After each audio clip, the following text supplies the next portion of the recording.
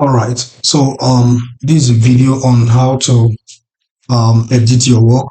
So I've already started with the editing process. So I have to do this video quickly so that they can show us how to go about formatting and all of that. Yeah. So just as I told us, there is a structure that we follow. So from that structure, let me see whether I can pick it up from okay, format outline. Let me just open it. So we have a structure that we follow. So we have the section for our book title, the subtitle, the copyright page, the about the book, about the author, and all of that. All right. So in this video, I'm going to be showing us how to edit our document, right? Yeah. So this book is one of the book I'm working on at the moment. So I'll be using it to show us how to go about formatting the book and all of that. So as you can see, this is a navigation area. If you are using Microsoft Word, you see something like this that shows you the navigation menu. In case your own is not showing, come to view and click on this navigation pane. Make sure that you activate this by checking it. So if I remove it, you see that the navigation is no more there, but immediately I click it, it will be available, right? So that is a navigation pane that helps you to know what are the various headings. You see that this one is title headings. So if I change it to page, it shows me what the number of pages that are in my work. If I'm using headings, so all the various headings that are in my document is what is available here. So how do I get all of these headings so that it will make my work look nice and possibly help me to have a better table of content later on, when it is time for me to include the table of content for this book. So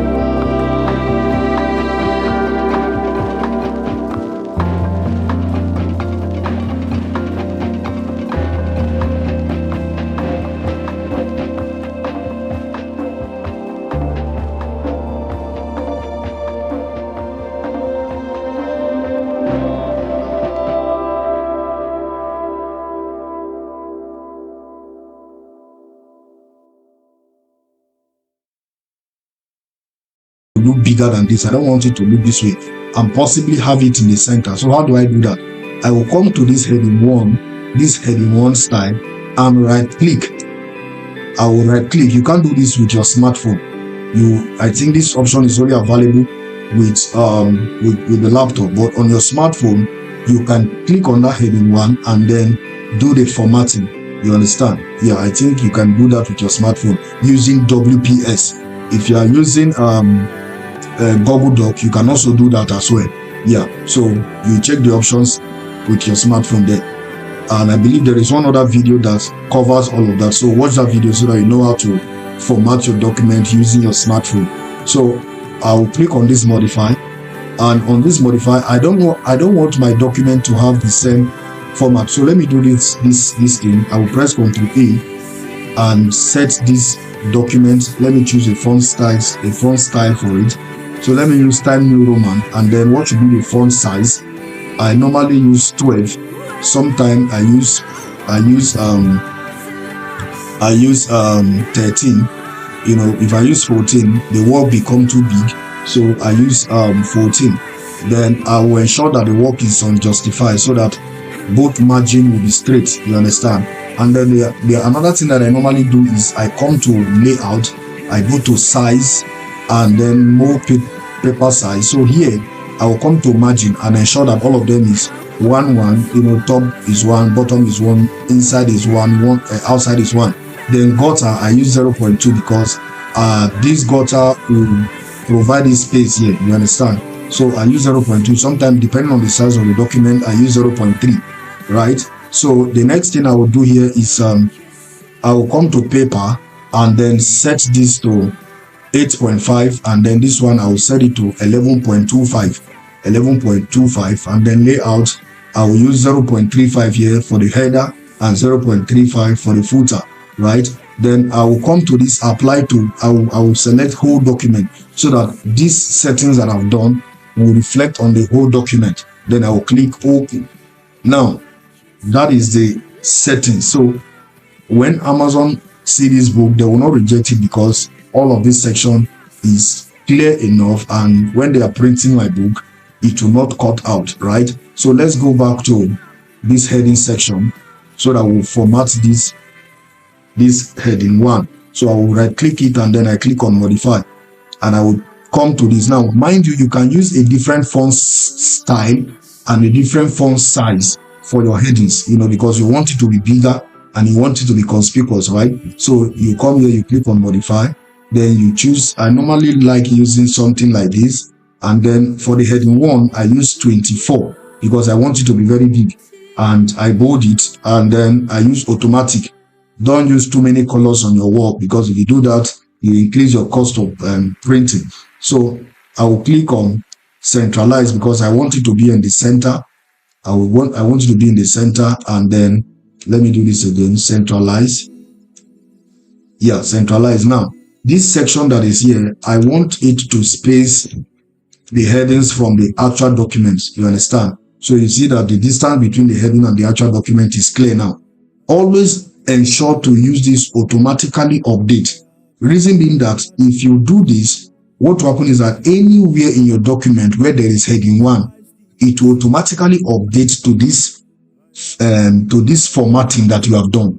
You understand? So that you don't have to repeat the process one after the other. So when you use automatically update, everything, everywhere that there is heading 1, it automatically updates to this formatting that we have done. So I will always use this automatically update, and then I will click on OK. So everywhere my document has heading 1, they will automatically update. You see that all of them have automatically update. So I don't need to repeat all of this across the document again. Everything have been automatically updated. You see, isn't that amazing? So it makes the whole work very easy and straightforward for you, so that you don't have to repeat one thing up to 2 or 3 times or up to 100 times, depending on how voluminous your document is. So I have formatted my document to heading 1, but the thing is, it's not only heading 1 that I'll be using, there is heading 2 as well. So what are the information that I want to have in the heading 2? Let me go back to my disclaimer, and then I start scrolling down. And then here I want this information to be heading 2. So I will click on heading 2. I will click on heading 2. Then let me pull this in. All right, so I want this to be heading 2, but the thing is, it doesn't look great. So I'll have to modify this to make sure that it looks nice, just like the heading 1 is looking. So I will come back to this modify, and then here I will also use this style, this font style. Then the font size, I normally use 20 for heading 2. You understand? Remember, I use 24 for heading 1. I use 20 for heading 2. So if I'll be adding heading 3, what will happen is that I will use 18 for heading 3. I will use 18 for heading 3. So that is how you do all of this to ensure that everything look very organized and beautiful. So I will centralize this, and then I will change this color to automatic, that is black, and then I will also give spacing here so that the heading is separated from the document. Then I will click on automatically update, so that anywhere I have heading 2 in my document, it automatically updates to this formatting that I have just done, right? So I will click on OK if I'm good to go with this. So I will click OK. So automatically you see that this thing has moved down and it is showing here, and you see heading 3 is up now. I'm waiting when I will format a particular title or a particular statement to heading 3. So I have the heading 1, heading 2, heading 3 now available. So let me scroll down to see whether there is anything that I will really want to put in heading 3. So let me keep walking down through my documents and you keep formatting. So this one is here. I always want my chapter 1 to be capital letter. Then the information under chapter 1 or under your various chapters should also be heading 1. All the information under your chapter should also be heading 1. So you can choose to leave it this way and all of that. Then this other one, let me say interior doors, I want it to be heading 3. So I will come to heading 3 and then I will click on modify again, and I will do this. Let me come to, now I will use 18 because that is what I want. Then I will click on OK, but this time around I don't want to centralize it, so I will leave it at this left corner, and I always use automatic, and I will give a little space here to ensure that the heading is separate from the document. Then I will click automatically update and I will click OK. So now I have my heading 1, heading 2, heading 3. But the thing is, the reason why we are doing all of this is so that it will help us to generate our table of content later. And I'm going to practicalize that shortly so that I will end this video. Then the whole process is the same. So as we move through your document from the beginning of the page to the last page, we do the same thing all across. Now, I wish but with this now, I'll be able to demonstrate how to generate table of content with this. So let me put this new construction in heading 3 as well. And then this one, I'll put it on heading 3 as well. Now, if you look at this navigation menu, you will see something happening here. You see the disclaimer is here. Now, the rule of survivor is under forward, it's under heading 1. That is why you see it showing inside here. Right now, if you come to this chapter 1, you will see that this interior is under this, so you see it shifting inside. So that is how you format your work from beginning to the end. Then let me put this one also in heading 3, and then this one I will put it, let me go down, let me look for another stuff. I just have to do this very fast, and then I'll go back and continue the whole process so that I won't have to keep you waiting from the beginning to the end of this formatting. So you scroll to the point that you really want to bold, and you do that. But on a normal, if you don't want to include your work in heading, like if you don't want to include a particular statement in heading, like this pro tip, I don't want to have it on heading, so I will just highlight it and then I will bold it. And if I want to underline it, I will underline it and then change the color, you understand, to make it look this way. And then if I've done this, what I'm going to do is that I will let me check where all in my document where there is pro tip, so that everywhere there is pro tip, it will have this format automatically embedded on it. So I will copy this pro tip and then I will come to find. Let me come to this find and replace tab. So you click on this find and replace, or let's just click on replace. So now on the find section, what are you looking for? I'm looking for pro tip, right? I'm looking for pro tip. So I want to replace it with pro tip, but now I don't just want to replace it with pro tip. I want it to have all of this formatting, this red color, underline and bold. because if you scroll through this document, some other, like now, look at this pro tip. It doesn't have this formatting, and I don't want to be doing this thing repeatedly. So I will come to this section now. I will highlight this, and then I will press Ctrl B. I want it to be bold. That is number one. And then another format that I want to have on it is what I will click on the more section, and then I will come to this replace. Then format, I will come to font. Then what color do I want it to be? I want it to be red, right? So I will choose red, and then underline style, I want it to have this underline style. So everywhere in my document that there is pro tip, with this semicolon in front, automatically all of them will look that way. You understand? So that is how to be very smart when you are working on documents, so that you don't spend up to 3 days formatting a particular book. You do all of these things once and for all. So I will use match case so that it doesn't go to, inside my document and then look for just pro tip and, format it this way. So I want to format the pro tip that look exactly this way with semicolon. So immediately I've done this, I will click on replace. So it will scan through my document and start replacing everywhere that there is pro tip. And you see, it will replace this one. You see, it has replaced it. It's replacing the one after the other. So what I will just do, I will just click on what? Replace all. I'll click replace all. And it has replaced 17 pro tips with that styling that I just did. Imagine me having to scroll through my document to look for where there is pro tip and then be repeating this process one after the other. That will be time consuming. So I will just click OK and I'm good to go. So everywhere there is pro tip in my document, it has been formatted to that standard. So that is how to do this. And for instance, if you are writing a cookbook, so one of the common things that you find across all the recipes, ingredient, cooking instruction, preparation time. So you can just format one ingredient and then do this very process and have everywhere there is ingredients in your cookbook formatted in that format, and you are good to go. So that is how to do that. Let me look for another thing that is common in my document and apply that same kind of formatting on them. And you just have to be very smart and very fast in your formatting procedures. So I think, okay, pro tip. Why was this one not replaced? Why was it not replaced? Let me come back. Let me scroll through. It seems like some of them were not replaced. Replace all. Let me do it again. Alright, so that is that. You just have to go through your document to ensure that everything is going in the way you want them to be. Right? So let's move for another. Okay, I don't think there is any other common stuff here. So now let me show us how to generate our table of content after you have formatted your work from beginning to the end into the various headings that you want them to be. Okay. Yeah, this other pro tip don't have this. So what is going to happen? They don't have semicolon. That is why they were not formatted in that direction. So I will come back to this replace option, and then I will remove this semicolon that is in front of this so that it will replace everyone that has this kind of stuff with this, right? So I will just click replace all, and 48 have been replaced. 48 have been. Wow, that's beautiful. So you imagine me having to scroll to my document looking for 48 pro tips to replace them, one after the other.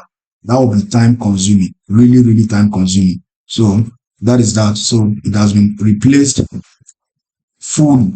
So now let me go quickly to generate the table of content, since we have formatted our work into heading 1, heading 2, heading 3, heading 4, because this is what Microsoft will use to generate our table of content automatically for us. So always remember to do this. Seems like there is a mistake somewhere. Always remember to do this in your document from beginning to the end. Always remember to do that so that your work will look nice and beautiful. So okay, yeah, I think I will do others later, but the whole process is the same. So about the auto, I want it to be heading 1. So I have it there. This reference area. Let me scroll. Okay, this is it. So this reference, they are good. So UVR distillation, all of these things. This one should be heading 3. Boiling, this one should be heading 3. Sedimentation, heading 3. All right. So anything that doesn't balance well, you adjust it. Always remember to do that. So filtration, heading 3 as well, because I don't want it to stand on its own. How to survive dehydration, I want that one to be heading 1. How to purify water. Okay, so any information that I want to have very bold on my document, I will format it accordingly, right? How to survive if your parachute failed to open. So this one should be heading 1 as well. Okay. All right. How to rescue others, heading 1 as well. What to bring when traveling. Okay, this one should be heading 1 as well. How to survive an avalanche, heading 1. So I'll pull this one to the next page because I don't want it to be under that place, right? So yeah, so let me just rush to generate my table of content quickly so that this video doesn't become too lengthy. But that is how to format your document. So do this all across your work, and when you are done, you come to the section. Okay, let me say I want to have my table of content after. I want to have my table of my table of content after before the forward. So let me come to this place. Always remember our book formatting, our book structure. Always follow that structure. This video is a very fast video. That is why I'm not following all of that. But later on, I will come and include my title here, and then I will put the disclaimer. I will put the copyright, format it into heading 1 as well. So let me just write it here. Copyright,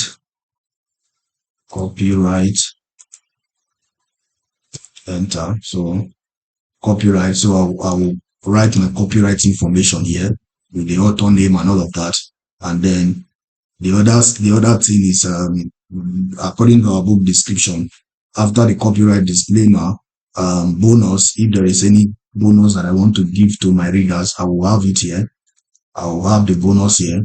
And if I've written a book, that if this book is an edition of another book, I will tell them to there is a mistake in that book. I will let them know that I've done that correction and then ask them for review, and all of that. So after this bonus, the next thing is the reader's guide.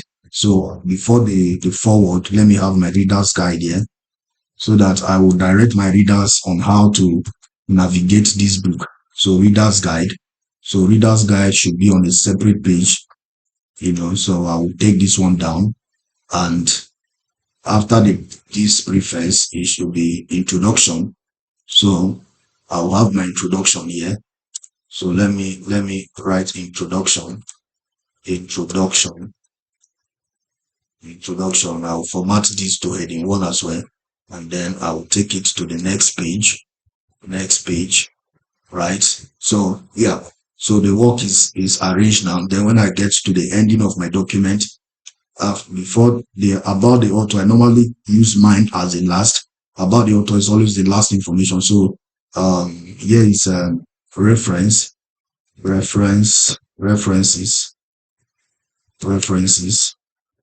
Yeah, so references. These are the references for the book. So I have my reference here, and then after the reference or before the reference, I normally include my glossary of terms. So conclusion is here. Conclusion. So this conclusion should also be heading 1. I will keep it on a separate page. Next page. Then after the conclusion, I normally have my glossary of terms. Glossary of terms. And then that one should also be heading 1, and it should be on a separate page. So I will use next page. If you are using your smartphone, you click on insert and then you use page break. Yeah. So page break is page break that will give you this option, so it will take it to the next page. So I think I'm good to go here. So after the references, after the author, after the author name, or about the author, sorry, the next thing should be order books, order of my books, order of my books, order of my books. This one should also be heading 1. And then I will also keep it on a separate page so that now they have read about the author, they should also see order of my books if I have other books available, right? So I have that there. Another important thing, okay, so this reader's guide sometimes replace the about the book. So if you are using about the book, there is no need of saying reader's guide. But if you are using reader's guide, there's no need of using about the book. So I think everything is ready now. So let me quickly generate the table of content for this book. Let me quickly generate the table of content for this book. So how do you generate the table of content after you have formatted your work into heading 1, heading 2, heading 3, heading 4, depending on how you want it to be? I don't normally have up to heading 4, but if I'm writing cookbook sometimes, I have up to heading 4. But even if I have up to heading 4, I don't want to have all my headings captured on my table of content, because in doing that, if you have all your headings captured on your table of content, number one, you make the headings, you make the table of content to be too much. Like imagine you having table of content up to 10 pages. That doesn't make sense. So sometimes I use only heading 1 to develop my table of content, or sometimes I use heading 1 and heading 2 to make my table of content. And I'll be showing us how to do that. And another thing you need to avoid in using all your headings in your table of content is that it exposes your work to your competitors. So your competitors can just go through your table of content and know exactly what your book is talking about, and then replicate something in that direction. You understand? So avoid having all your headings in your table of content. So let me show us how to get our table of content quickly. So to get your table of content, you come to references, and when you come to references, you come to what? Table of content. Now, if you can use any of these automatic table of content, we have automatic table 1, automatic table 2, and all of that. So if you click on this, automatically your table of content will be generated for you. You understand? But I don't like using this automatic because it doesn't give me the flexibility to do 1 or 2 things that I would really love to do. So I will come back to this table of content and I will click on what? Remove table of content. It has been removed from my document. The table of content is out of my document now. So I will come back to this table of content, and then I will use customize table of content so that I'll be able to select the headings that I want to have in my book. So now I will, under these levels, show levels, I will use, if you use 1 level, it means it's only heading 1 that will show in your table of content. If you use 2 levels, it means heading 1 and heading 2 is what will be used to generate your table of content. If you use 3, it means all those things that were formatted as heading 1, 2, and 3 will be used to develop your table of content. If you use 4, all the things that you have formatted as heading 1, 2, 3, and 4 will be used to develop your table of content. So I normally use heading 1 and 2. In most cases, I use just heading 1. If the book I'm writing is a kind of a tricky book and I just want it to be so magnetic, I don't want to reveal everything, in my table of content. So I use just heading 1. But in this situation, let me use heading 2 because there are information that I also want to have on my table of content to drag in my readers.